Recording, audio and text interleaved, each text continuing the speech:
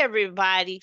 Welcome, welcome, welcome to the Ruby Girl podcast. It's that time of the evening, it's that time of the day where your favorite Ruby Girl, Dr. K, is in the house and on the mic. And so today I have with me Miss Tina. Tina, how are you doing?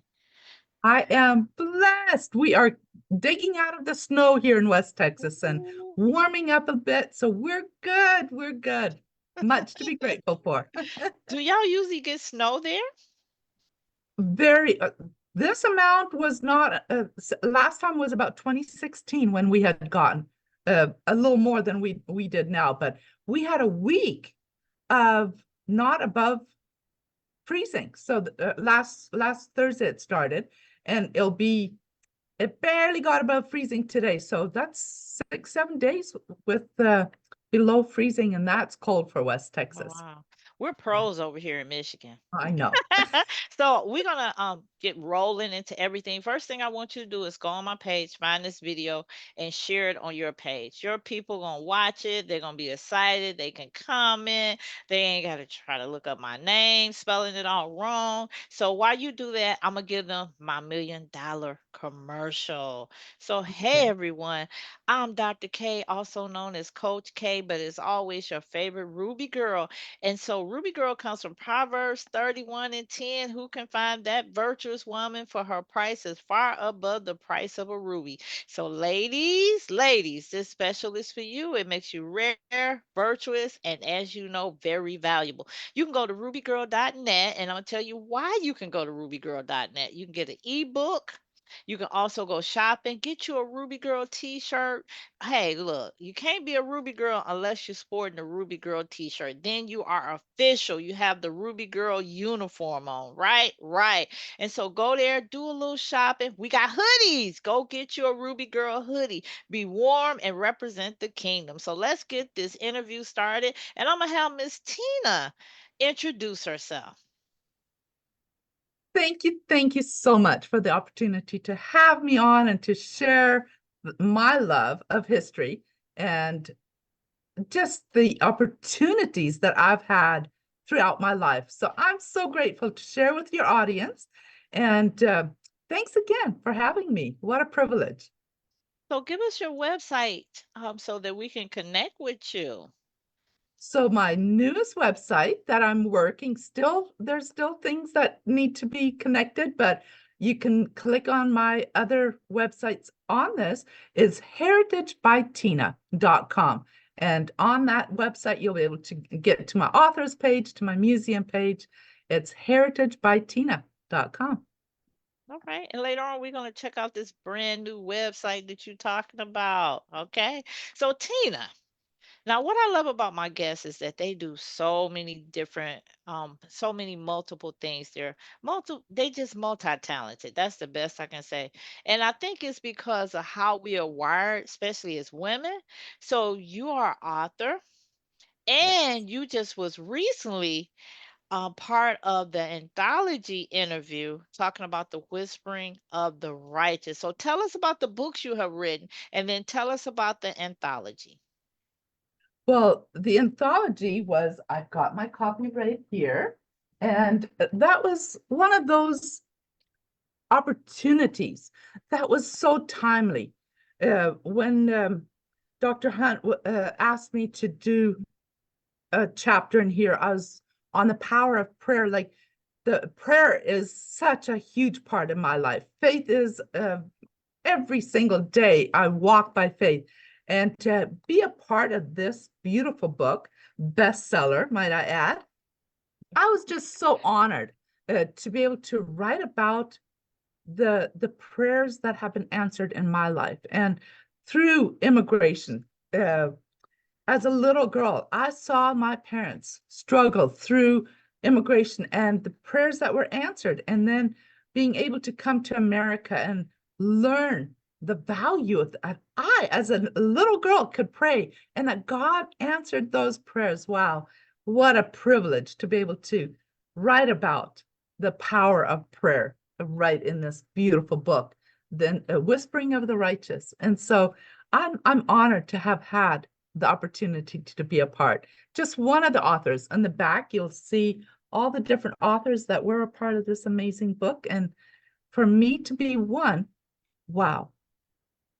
From a little 8-year-old that didn't speak a word in English to now being an author in the English language. That's a It's huge leap. it's amazing how when you look at where you start and where you end up. And the good thing about God, there's not impossibilities, there's possibilities with Him. And you are the model of no matter how you start, is how you determine to walk with God to where has you at. And you're not finished. Are you breathing? You're not finished. God still has more for you to do. And I think everybody has to remember that. Sometimes people like, we're too old, we do the two. And God is like, there's no boundaries. Have you read my Bible? Have you read the Exactly. story of Sarah and Abraham? Amen. Have you read that story? So we have to take the limits off. I think you when you limit yourself, that's when Mm. you don't achieve what God really has for you. But like you said, what other books have you written? Well, my first one was Seminole. Some people never give up. Seminole is the town in West Texas that I live in. And so it was this book that just gave me the launching pad. It was supposed to be just a memoir and like just some writings. I didn't even want it to, never thought that it would become a book. But as I was adding to the pages, it began to look like chapters. And then friends encouraged me, why don't you make it publish this book? And so when that thought came to me, it was just like, really? I would be a published author. And but it worked that way. And it was a 5-year progress or process, I mean. And so it was a long process. But 20 years I had worked toward trying to make this timeline for my children and grandchildren so they would know where my ancestors came from, what migrations they did. And so I traveled. I made it a point. I wanted to travel to all the countries that my ancestors lived at so that I would have been feet on the ground Yeah. where they had their start. And so in 2016, I went to Poland. And that was where in the Netherlands is where it really started. But from Netherlands to Poland was the first migration of my ancestors. And this was in the late 15, early 1600s. Then when the persecution got so strong in Poland and across Europe, the Reformation years, they then were invited by Catherine the Great to come to now what is now Ukraine. It was South Russia then.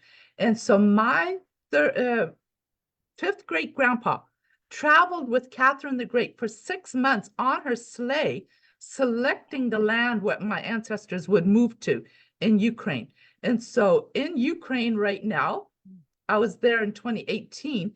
I visited homes and factories that my ancestors built there in the late 17 and early 1800s. And so for me to be able to be physically standing where my ancestors went meant so much for me to get the story as accurate and as punctual as I could. And so for me to travel, all of that took me 20 years before my book, Seminole, was completed. And that's why I subtitled it, Some People Never Give Up, Mm, that's because powerful. we couldn't. We couldn't. That's powerful. It's very powerful.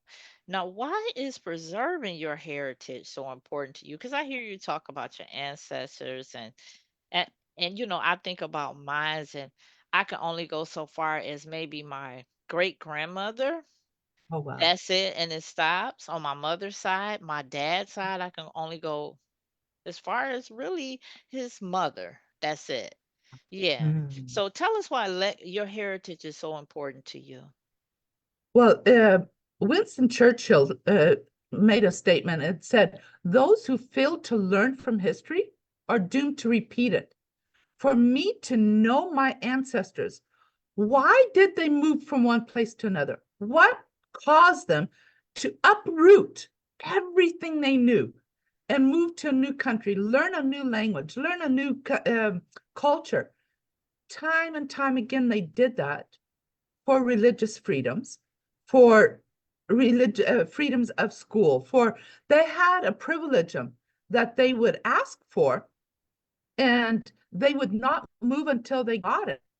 But that was so important to them to preserve their heritage. And I just feel like I have to pass that on to the next generation, because this current generation, before we came on, you and I were talking about technology. I didn't know grow up with technology, and so this current generation, if my children and grandchildren don't have something written down, passed down from me, they may never know their heritage. And so to me, that's so important that we pass down the heritage, because I am who I am because of where my ancestors came from and who they became, because all of these lessons that they learned either made them or broke them. And I can learn from both. Wow, that's amazing. And that's amazing because, like you said, you got to know your history. And I think about when you go to the doctor asks you, do you have a history of this? And do you have a history of this in your family? Because it's your bloodline. That's It what's is. important. What's in my bloodline? What did my ancestors go through? What covenants did they make? What covenants did they break? What health issues did they have? And isn't it something how it's so important to take care of yourself and to live right because it can affect the bloodline. And That's then if it's something that's negative, somebody mhm, has to come along and break that negativity, that. just like I think of some of the things like that's in my bloodline. Like I was thinking about my uncles, and I thought about them. A lot of them had heart issues or passed away related to heart issues and everything. And I said it wasn't their fault. It's Yeah. somewhere their ancestors down there had a heart defect or didn't take care of themselves right, and now it's generation to generation. So that shows us how important it is to live, like I said, live right, and just remember your decisions just don't affect you. They affect No. people that's coming behind you. So how does one so you own I've never met anybody that owned a museum. So I feel very privileged, y'all. I knew her before y'all knew her. So you're the only person I know that owns a museum. I didn't think a person could own a museum. I thought the town or something like that. So how does one go about starting a museum? Tell us about your museum. I hope I'm saying it right. Yes. Well, it is. It's the West Texas Living Heritage Museum. And the word living was very important to me when I chose the title, because just like we were talking about knowing our heritage, knowing our history, uh, not just in the physical, but in the emotional and in the spiritual form, there's a history attached to all parts of our lives and the way our ancestors lived. And this is across the board. They were very self-reliant people. They back in the day, everyone had a garden. Everyone knew how to can. Everyone had. There was not grocery stores. There might be a general store, maybe every 100 miles apart. So for them to travel by horse and buggy to a general store, that was not practical. That was not something they did. So they were forced to grow their own food, to care for their own families. And it was a family unit that did these things. It was a community that did these things together. It was a church body. The school children, from a very young age, they were taught to learn these things. So when I chose the word living in West Texas Living Heritage Museum, I did it intentionally so that I would do living heritage Hmm. by providing classes on how did our ancestors do things.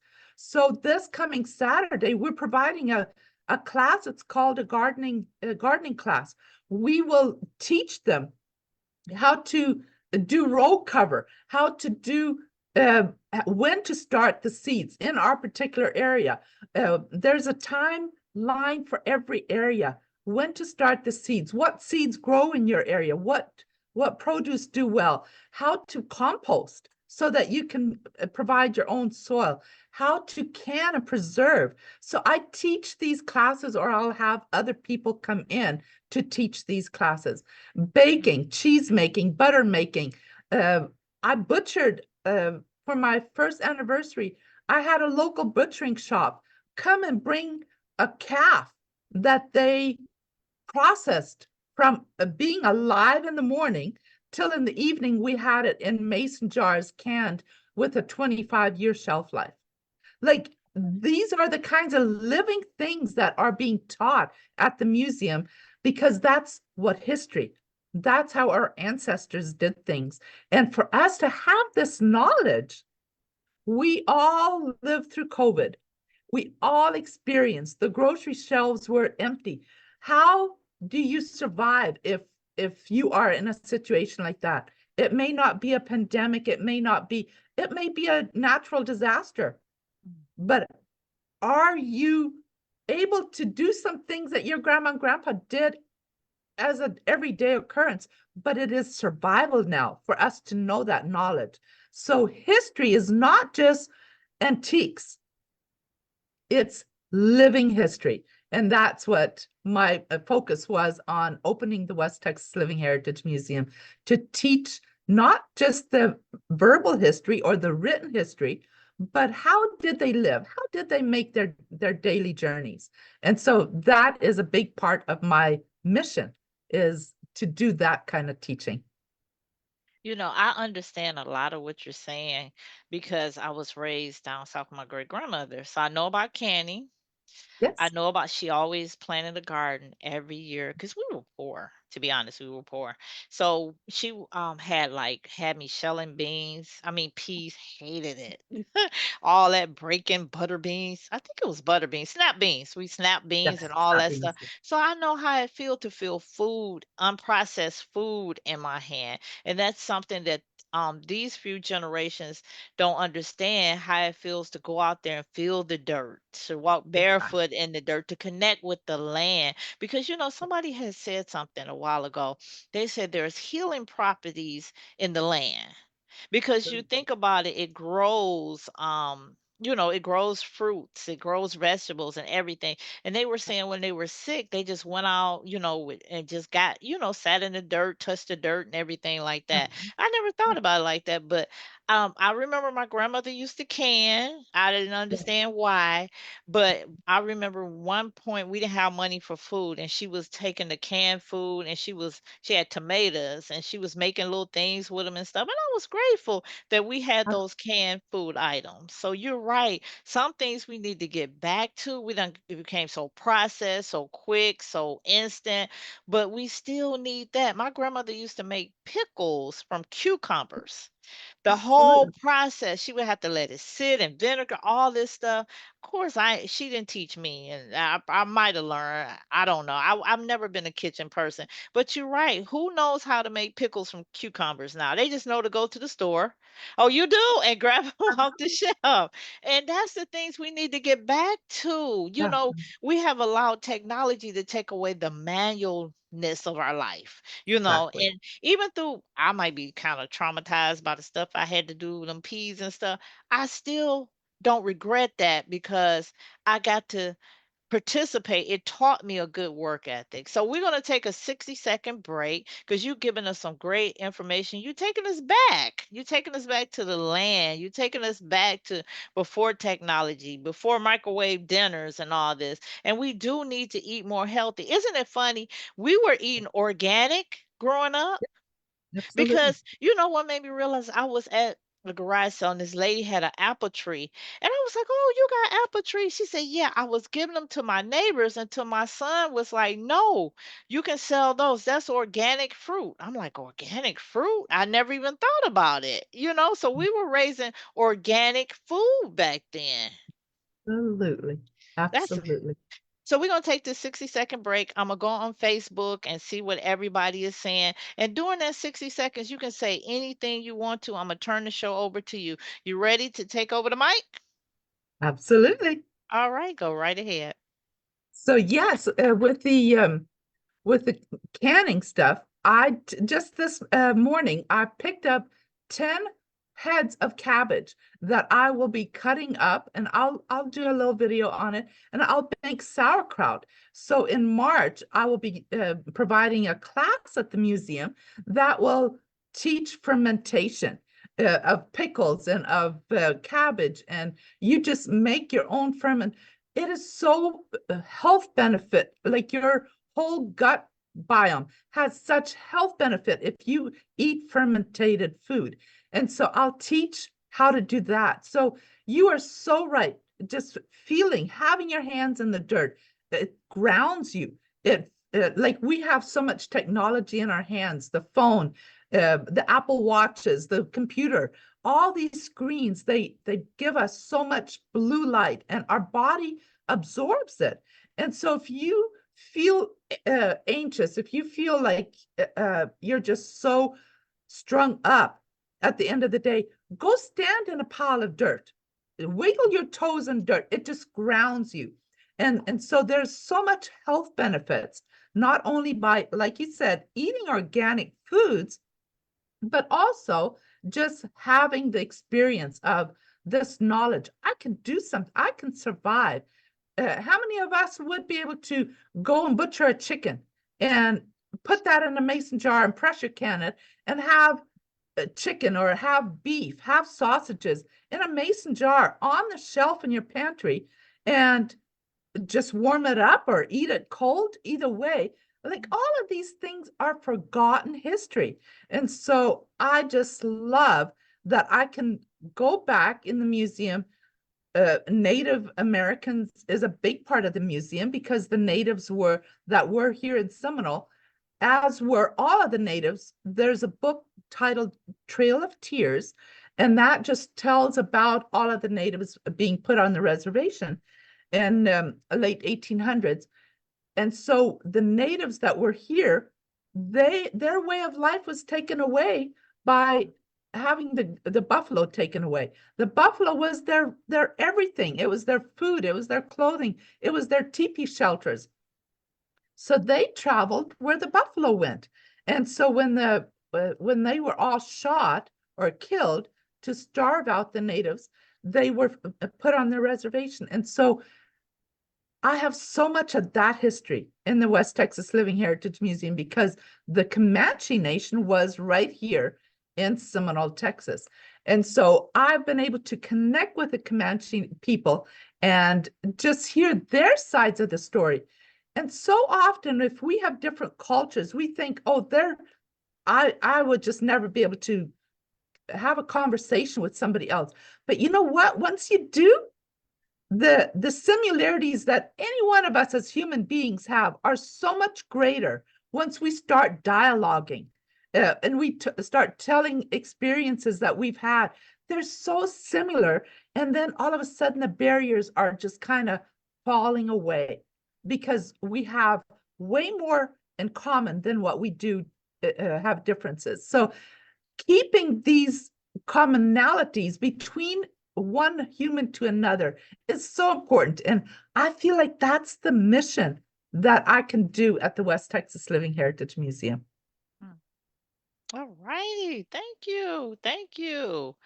All right, let's see who's out here commenting. Everything you said was perfect. Perfect. Darlene is out here. She said, "Good evening." Anissa, Dr. Anissa is in the house. Oh, She said, "Hello." Dr. Terry in the house. Hey. She said, "Tina, you got this." All thank you, right. I thank see Dr. Terry. She was tagging people in the names and in the chat. She was sharing. She over here. Hey, you owe her secretary fees. Dr. Anissa said, "It's you. such a blessing to be able to trace your lineage. Many of us, especially in the African American community, don't have that luxury. Congrats to you on serving your family heritage. It's a beautiful thing. I can trace my father's side of the family to my fourth grandfather, who is believed to be to have come from Germany. All right, Dr. Oh, Terry out here sharing. She said it's important that our children know who they are and where they come from. And Dr. Nissa want a canning class because anytime you can put a calf in a jar for all that many years, my goodness. Dr. Terry says she grew up gardening, canning, and our parents raised cows and pigs. She did snap beans, sugar cane. Oh, I love sugar cane. I haven't had it in years.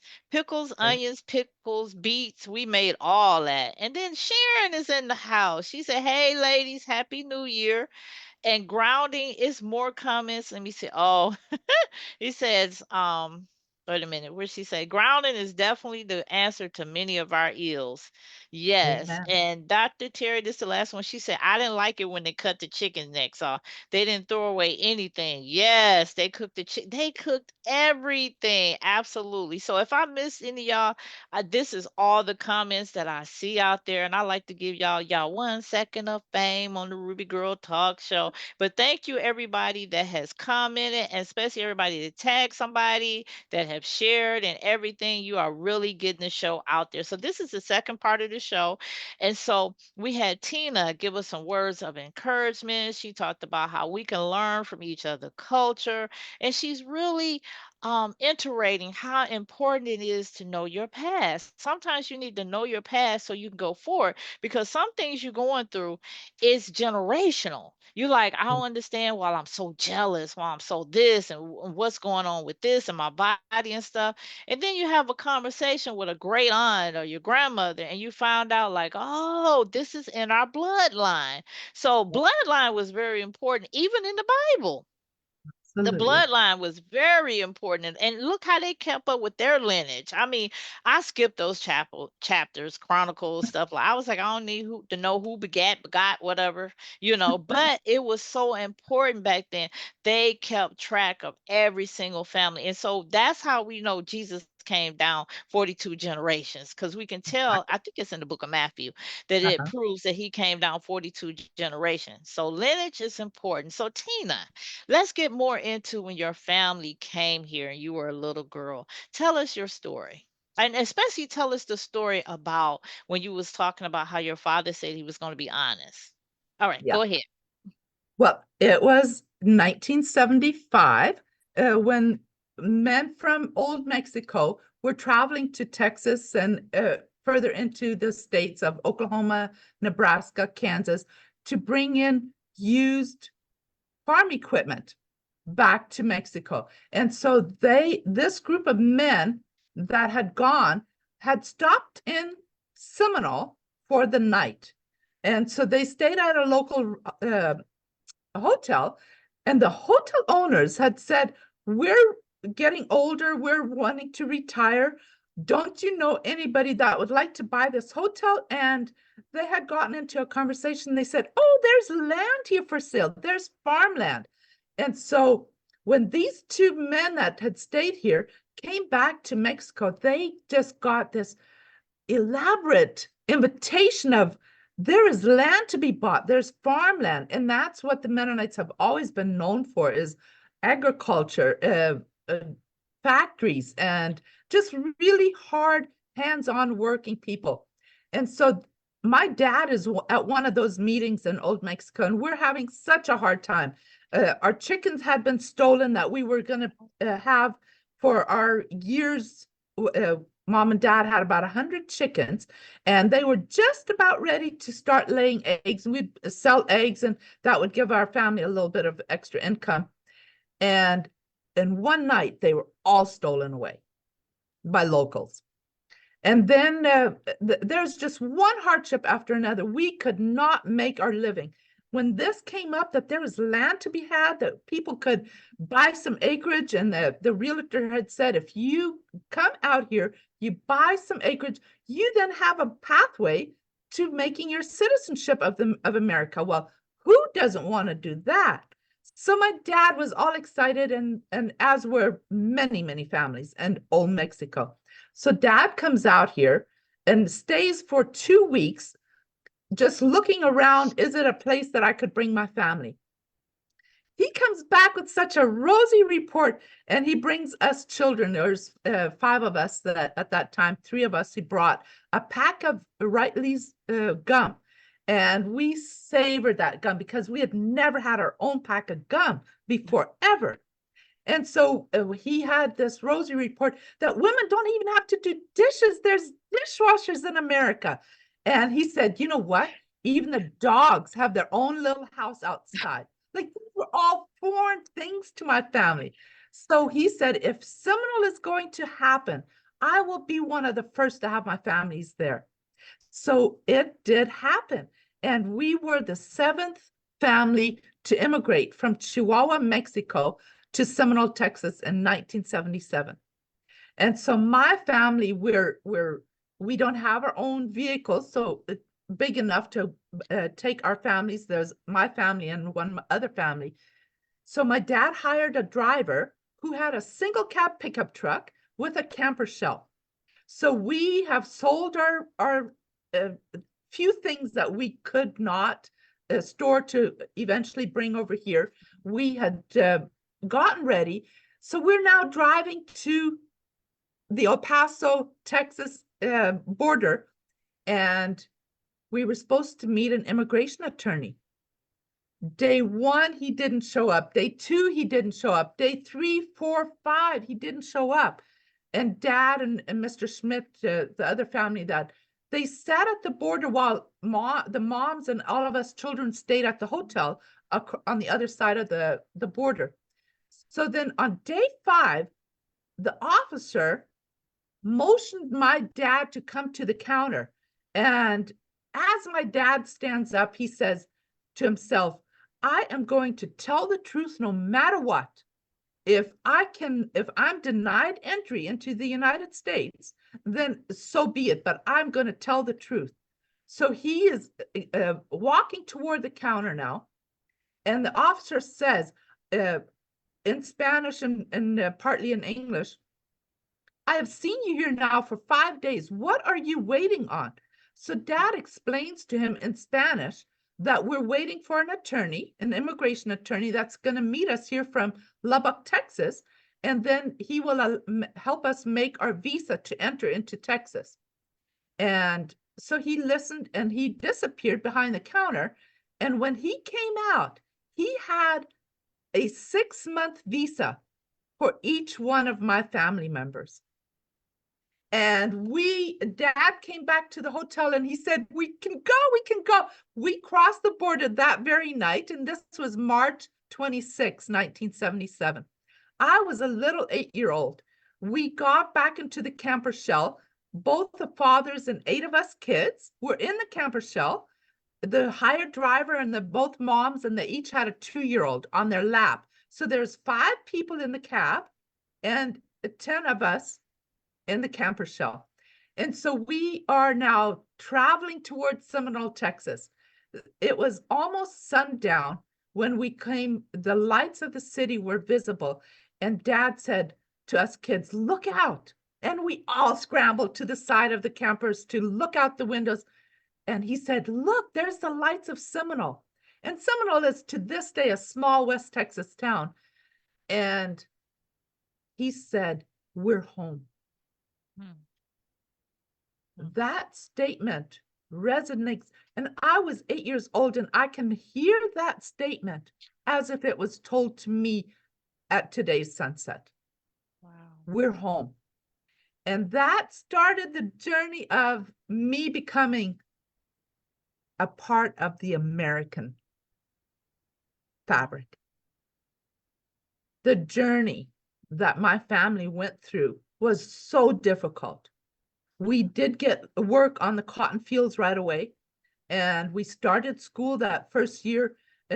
Going to public school was so hard. We were dressed in our homemade dresses, and my hair was so long and braided, and we couldn't speak any words in English. And so my first day of school, my teacher held me by my hand, and she walked me around the classroom the back of the classroom had a small sink, and she demonstrated this is where you wash your hands. She was speaking, but I couldn't understand a word she was saying. Mm. And then she would tell me where my seat was. And I always say the language of love is universal. No matter what you do to a young child, that child will remember. I remember that my first third grade teacher as if I could have her in front of me now. Mrs. Gray made such an impact on me. And Mm.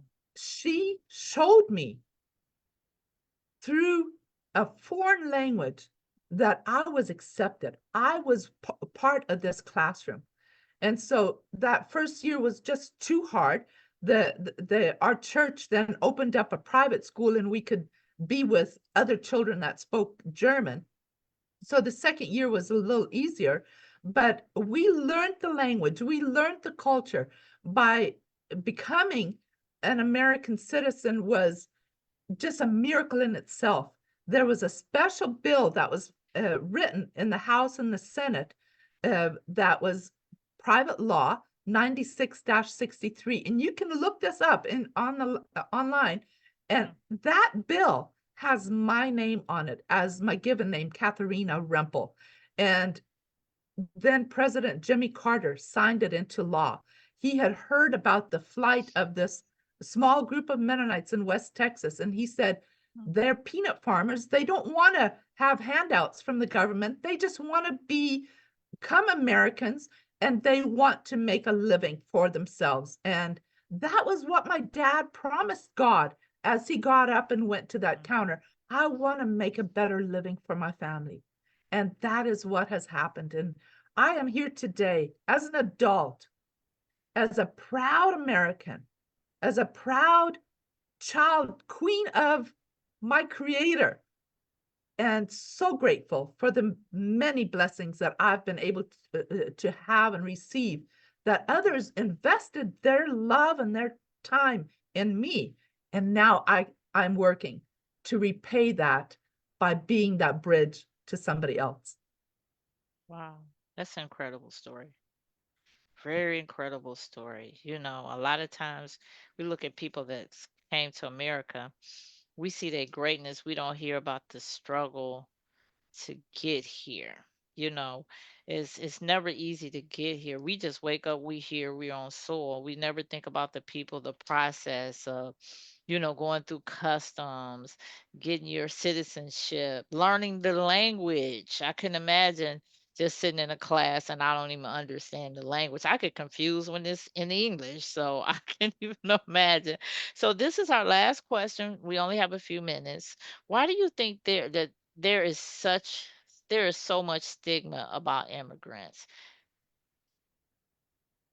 That's a great question. And I think if you haven't walked the journey,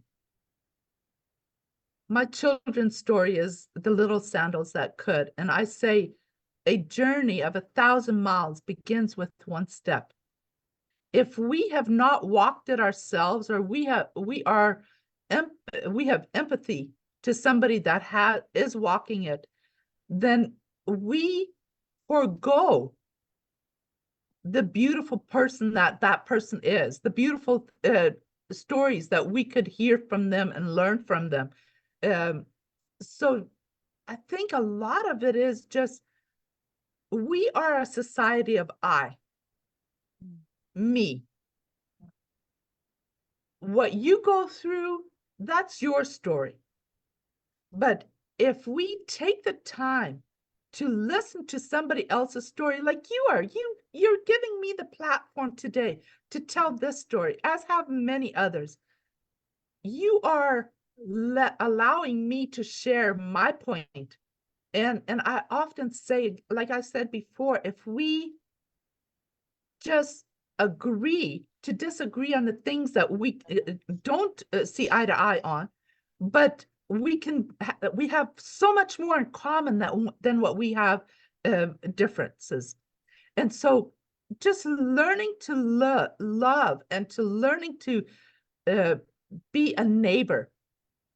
The Bible tells us love thy neighbor as thyself. Who is my neighbor? Is it just the one that's living next door? Or is it the one that I meet at the grocery store or the one that I meet at the gas station? If I see a struggling person, or if somebody's celebrating a highlight, then let's celebrate with them. Let's cry a tear of sadness with them. But having empathy, I think, is the key Yeah. to what America was built on. And this is the year of the 250th birthday of America. So I'm going to do a lot of stories on Americans' history throughout this year at the museum. But this country was formed on immigration. Mhm. Everyone came in from somewhere else, starting with the Pilgrims, starting with Christopher Columbus. They came here seeking a better way of living. And we have built on that. And I think we have forgotten how to be a neighbor, how to Yes, be empathetic to somebody else that has not as well off as I am. I agree. I remember arguing with a neighbor of mine about some of my immigrants. I say, they're people. It's not just words. They're people. Yeah. That's what we have forgotten. They are people. They have family. They are loved. They're just like us. They're not aliens from some other planet. They're people. And I'm glad you're sharing your story because you bring that connection that we need. I think we have, as America, we have lost empathy. We have forgotten our past. We've forgotten what America is about. We're trying to reinvent America when we need only thing we need to do is bring it back to God. We've gotten so far from God. When people say it's a Christian nation, it's not a Christian nation anymore. So I want to thank you so much for sharing your story, just sharing your life with us and your mission and why heritage is so important. So you got us thinking about, yeah, like me, I'm not a person that's into the going back into my history, but now I'm kind of curious about what my ancestors went through, some notable things they might have done. Like you said, y'all met with Jimmy Carter. I saw that on your website. And I was like, wow, I was like super impressed. So I want to thank you for tonight. I want to thank you for coming back to the Ruby Girl Talk. If y'all don't know, I should have quizzed y'all. She was on my last Ruby Girl Talk with the ladies of the anthology, The Whispers of the Righteous. I ordered my book. I'm waiting for them to bring my book. I'm excited to actually touch it, to read your stories. And you ladies shared so much last week, but this was about you today. It's Thank you. about you, your story, and what your family went through to get here. I'm just wondering how somebody steal 100 chickens. And that's I mean, without having a truck to load them into or anything. I'm just curious about that. We'll never know. But anyway, I want to thank you for being on the Ruby Girl Talk. I want to thank everybody that shared. You still got time to share. They can watch the replay. I want to thank everybody that commented. And I just want to thank you, Miss Tina. So we're going to sign off tonight. And before we sign off, whoa, you got 2 minutes to talk. See, look at me trying to rush you on off. What's wrong with me tonight? So what I'm Well, gonna I do? want to close. I'd love Uh-huh. to close with the four pillars my mom left us before Okay. she passed away. And in her broken English, you can hear her almost say, she couldn't pronounce a TH. So she said, love each other, utter, instead of other. Forgive each other, and let's pray about it and never give up. Those are the four pillars that I live by. Like the shoes that I can fill from my mom's four pillars are my guiding light. Jesus as my savior, I can love, I can forgive, I can pray, and I have the strength from my maker not to give up, even though I might be going through hard things. What did my ancestors do that was so hard? That how did they persevere? How did they overcome difficult things? So we can always learn from our past. And if you look into your generations of past, you will learn your roots, and that will help you be anchored in who you are. Who was who was it that did and gave up everything for their families to have a better living. So I want to just encourage you, if you don't know your family, do some digging. There's some amazing tools you can do today to where you can go and have some connections with your ancestors, and that will enrich your life. And for that, I am so grateful to be able to share with Miss Dr. Karen Dodd, the Ruby Girl. Oh, thank you. Thank you. Woo, glad my memory kicked in at the end. That was a wonderful ending to an amazing show. So, everybody, thank you for watching. We're going to sign off tonight and give them your website, how they can get in touch with you. heritagebytina.com. And on there, you will be able to see my authors page, my museum page. And if you have any questions, feel free to reach out, because if I don't have the answer, I've got resources where I can find it. So looking forward to hearing from you. All right. Y'all have a great evening. We're signing off Facebook, but y'all have a great evening.